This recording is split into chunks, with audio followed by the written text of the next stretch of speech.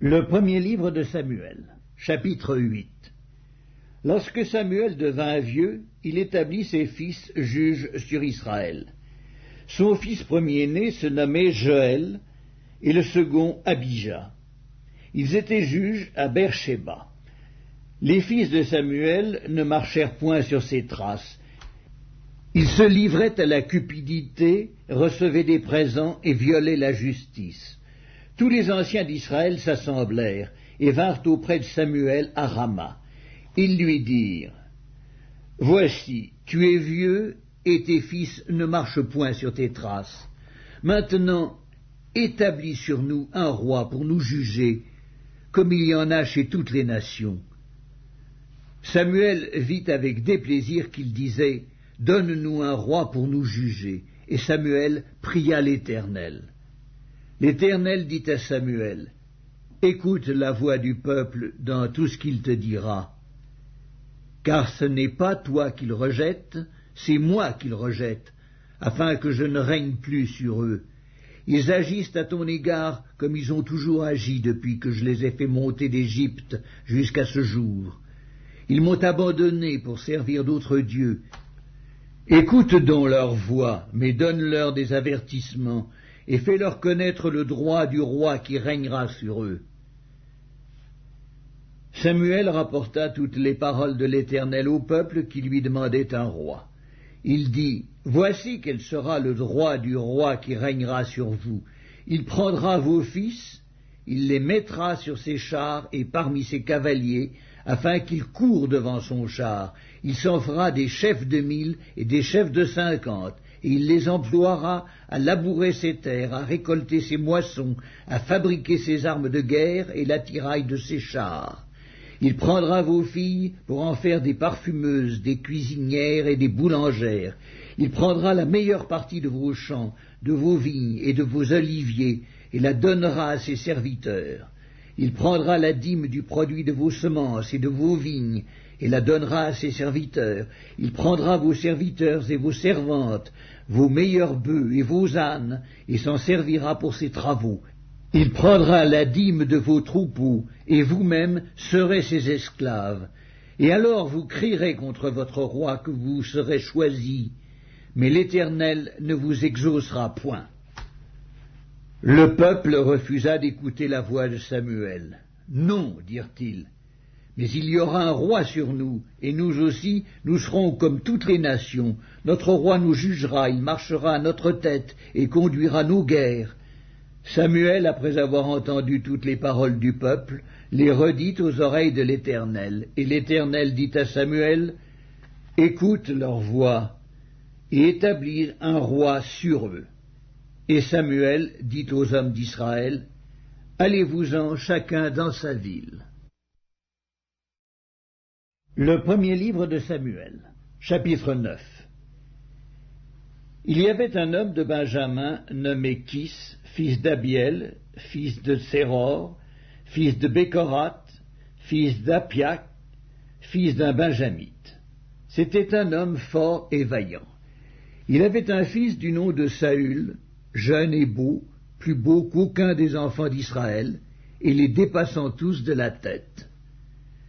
Les ânesse de Kis, père de Saül, s'égarèrent. Et Kis dit à Saül, son fils : « Prends avec toi l'un des serviteurs, lève-toi, va et cherche les ânesses. » Il passa par la montagne d'Éphraïm et traversa le pays de Shalisha sans les trouver. Ils passèrent par le pays de Shaalim, et elles n'y étaient pas. Ils parcoururent le pays de Benjamin, et ils ne les trouvèrent pas. Ils étaient arrivés dans le pays de Tsuf, lorsque Saül dit à son serviteur qui l'accompagnait : « Viens, retournons, de peur que mon père, oubliant les ânesses, ne soit en peine de nous. » Le serviteur lui dit : « Voici, il y a dans cette ville un homme de Dieu, et c'est un homme considéré.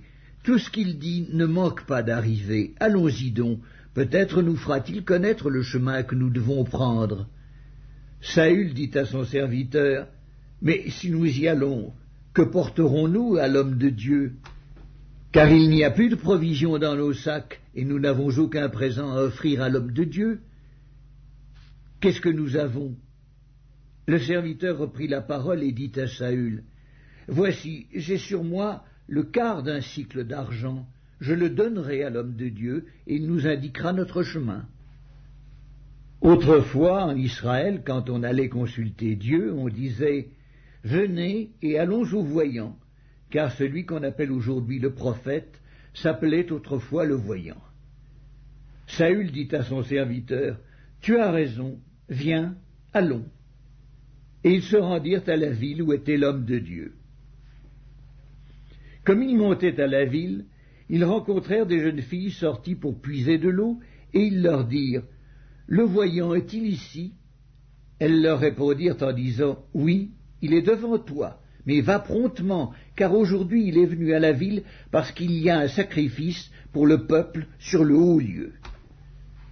Quand vous serez entrés dans la ville, vous le trouverez avant qu'il monte au haut lieu pour manger, car le peuple ne mangera point qu'il ne soit arrivé, parce qu'il doit bénir le sacrifice. Après quoi les conviés mangeront. Montez donc, car maintenant vous le trouverez. » Et ils montèrent à la ville.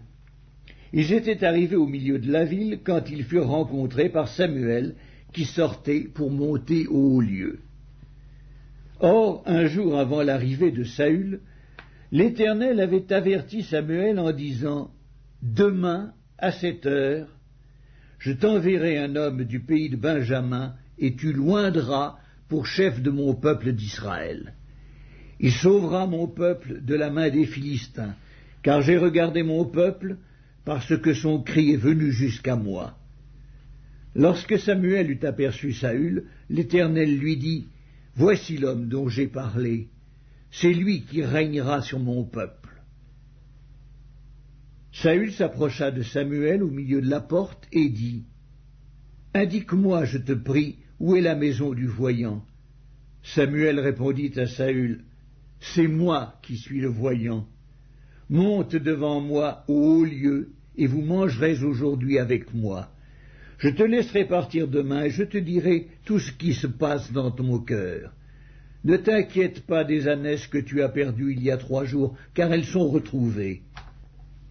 Et pour qui est réservé tout ce qu'il y a de précieux en Israël? N'est-ce pas pour toi et pour toute la maison de ton père? » Saül répondit, « Ne suis-je pas benjamite de l'une des plus petites tribus d'Israël? Et ma famille n'est-elle pas la moindre de toutes les familles de la tribu de Benjamin? Pourquoi donc me parles-tu de la sorte? » Samuel prit Saül et son serviteur, les fit entrer dans la salle et leur donna une place à la tête des conviés, qui étaient environ 30 hommes. Samuel dit au cuisinier, « Sers la portion que je t'ai donnée en te disant, mets-la à part. » Le cuisinier donna l'épaule et ce qui l'entoure, et il la servit à Saül.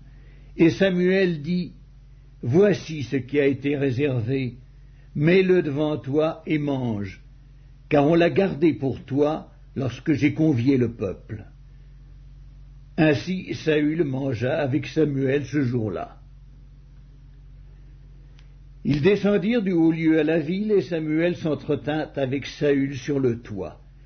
Puis ils se levèrent de bon matin, et dès l'aurore, Samuel appela Saül sur le toit, et dit, « Viens, et je te laisserai partir. » Saül se leva, et ils sortirent tous deux, lui et Samuel. Quand ils furent descendus à l'extrémité de la ville, Samuel dit à Saül, « Dis à ton serviteur de passer devant nous. » Et le serviteur passa devant. « Arrête-toi maintenant, reprit Samuel, et je te ferai entendre la parole de Dieu. » Le premier livre de Samuel, chapitre 10. Samuel prit une fiole d'huile qu'il répandit sur la tête de Saül.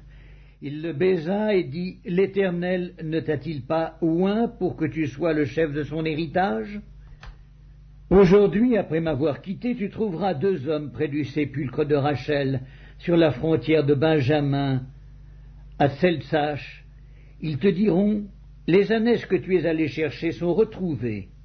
Et voici ton père, ne pense plus aux ânesses, mais il est en peine de vous, et dit, que dois-je faire au sujet de mon fils? De là tu iras plus loin, et tu arriveras aux chênes de Tabor, où tu seras rencontré par 3 hommes montant vers Dieu à Béthel, et portant l'un 3 chevreaux, l'autre 3 gâteaux de pain, et l'autre une outre de vin. Ils te demanderont comment tu te portes, et ils te donneront 2 pains que tu recevras de leurs mains. Après cela, tu arriveras à Gibéa Elohim, où se trouve une garnison de Philistins. En entrant dans la ville, tu rencontreras une troupe de prophètes descendant du haut lieu, précédés du luth, du tambourin, de la flûte et de la harpe, et prophétisant eux-mêmes. L'Esprit de l'Éternel te saisira, tu prophétiseras avec eux, et tu seras changé en un autre homme. Lorsque ces signes auront eu pour toi leur accomplissement, fais ce que tu trouveras à faire, car Dieu est avec toi. Puis tu descendras avant moi à Gilgal, et voici, je descendrai vers toi pour offrir des holocaustes et des sacrifices d'action de grâce. Tu attendras 7 jours, jusqu'à ce que j'arrive auprès de toi, et que je te dise ce que tu dois faire. Dès que Saül eut tourné le dos pour se séparer de Samuel, Dieu lui donna un autre cœur, et tous ces signes s'accomplirent le même jour. Lorsqu'ils arrivèrent à Gibéa, voici, une troupe de prophètes vint à sa rencontre. L'Esprit de Dieu le saisit, et il prophétisa au milieu d'eux. Tous ceux qui l'avaient connu auparavant virent qu'il prophétisait avec les prophètes, et l'on se disait l'un à l'autre dans le peuple, qu'est-il arrivé au fils de Kis? Saül est-il aussi parmi les prophètes? Quelqu'un de Gibéa répondit, et qui est leur père? De là le proverbe, Saül est-il aussi parmi les prophètes?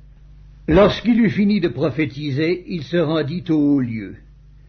L'oncle de Saül dit à Saül et à son serviteur, où êtes-vous allés? Saül répondit, chercher les ânesses, mais nous ne les avons pas aperçus, et nous sommes allés vers Samuel. L'oncle de Saül reprit, raconte-moi donc ce que vous a dit Samuel. Et Saül répondit à son oncle, il nous a assuré que les ânesses étaient retrouvées. Et il ne lui dit rien de la royauté dont avait parlé Samuel. Samuel convoqua le peuple devant l'Éternel à Mitzpa, et il dit aux enfants d'Israël, ainsi parle l'Éternel, le Dieu d'Israël. J'ai fait monter d'Égypte Israël, et je vous ai délivré de la main des Égyptiens, et de la main de tous les royaumes qui vous opprimaient. Et aujourd'hui, vous rejetez votre Dieu, qui vous a délivré de tous vos maux et de toutes vos souffrances, et vous lui dites, établis un roi sur nous. Présentez-vous maintenant devant l'Éternel, selon vos tribus et selon vos milliers. Samuel fit approcher toutes les tribus d'Israël, et la tribu de Benjamin fut désignée. Il fit approcher la tribu de Benjamin par famille, et la famille de Matri fut désignée. Puis Saül, fils de Kis, fut désigné. On le chercha, mais on ne le trouva point. On consulta de nouveau l'Éternel. Y a-t-il encore un homme qui soit venu ici? Et l'Éternel dit, voici, il est caché vers les bagages. On courut le tirer de là, il se présenta au milieu du peuple. Il les dépassait tous de la tête. Samuel dit à tout le peuple, voyez-vous celui que l'Éternel a choisi? Il n'y a personne dans tout le peuple qui soit semblable à lui. Et tout le peuple poussa les cris de vive le roi. Samuel fit alors connaître au peuple le droit de la royauté, et il l'écrivit dans un livre qu'il déposa devant l'Éternel. Puis il renvoya tout le peuple, chacun chez soi. Saül aussi s'en alla dans sa maison à Gibéa. Il fut accompagné par les honnêtes gens dont Dieu avait touché le cœur. Il y eut toutefois des hommes pervers qui disaient « Quoi, c'est celui-ci qui nous sauvera ?» Et ils le méprisèrent, et ils ne lui apportèrent aucun présent. Mais Saül n'y prit point garde.